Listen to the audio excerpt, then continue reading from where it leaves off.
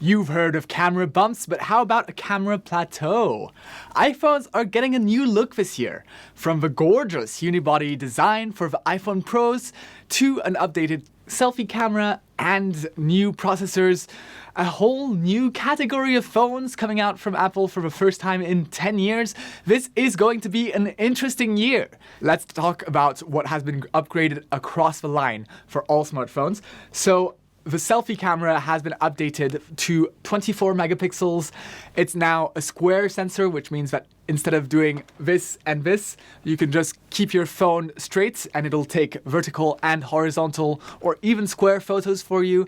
So that'll be really appreciated, I'm sure, by all the grandmas taking pictures and selfies to post on Instagram. As well as all the social media influencers. Another part that has been upgraded across the whole device range is the displays. So all of the iPhone 17 lineup has an 120 Hz LTPO OLED.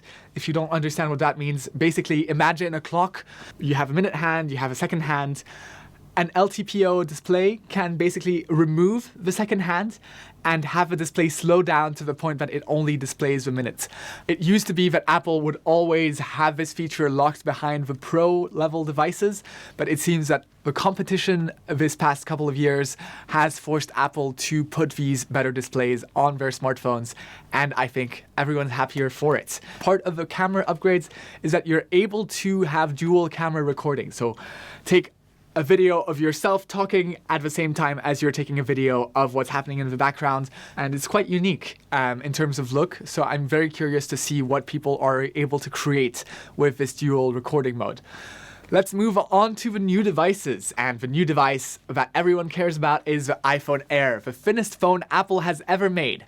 At 5.6 millimeters, it's even thinner than the S25 Edge that launched a few months ago from Samsung. It's really relying on that shock factor of you pick up a phone and it's half the weight of a regular smartphone, or also it's kind of playing on you're lying down, you're lazing around, and like, this phone is heavy, it's weighing down my arms. If only it was thinner. So this, I think, is going to be a trend coming out from a lot of other manufacturers, and the iPhone Air is thicker than foldables coming out from Huawei, Honor, or Samsung, but it's still a stunning piece of engineering, and I think a lot of people who are looking to differentiate themselves by saying like, oh, look at me, I have a new iPhone, are going to get the iPhone Air instead of the iPhone Pro. The Air has a new A19 Pro processor, which is slightly more powerful, slightly better at AI.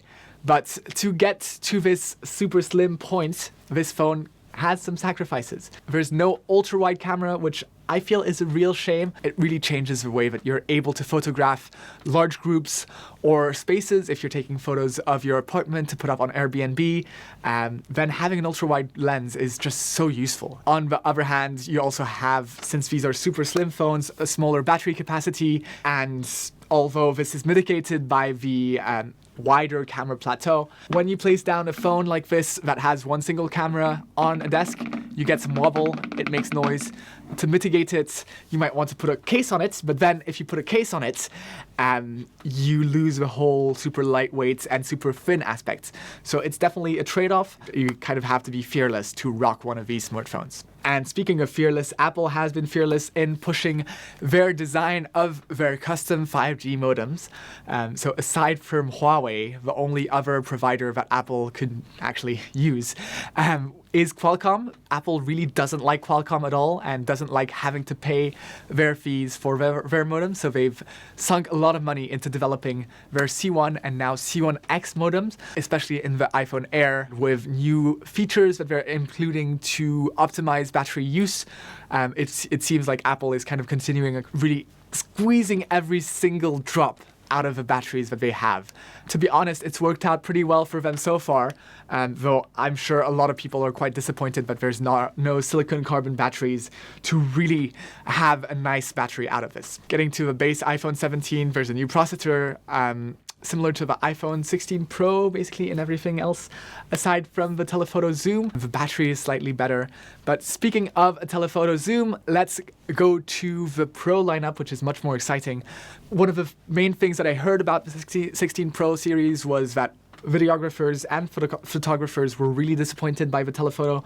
Instead of a 5x zoom, you now get a 4x zoom, but it's a much higher resolution, and the sensor is 50% bigger to allow more light to get in. Since the whole chassis is now using aluminum as an aluminum unibody construction, there's more heat that the phone can soak up, so that leads to much higher energy use and much higher performance compared to last year. So I'm pretty sure that the iPhone 17 Pro will be using much more power at peak compared to the iPhone 16 and hopefully not overheats.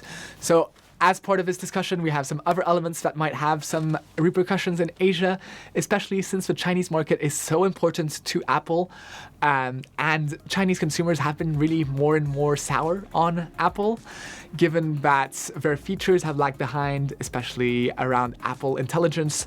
When it first launched last year, they had promised some Chinese features for release 1 year later.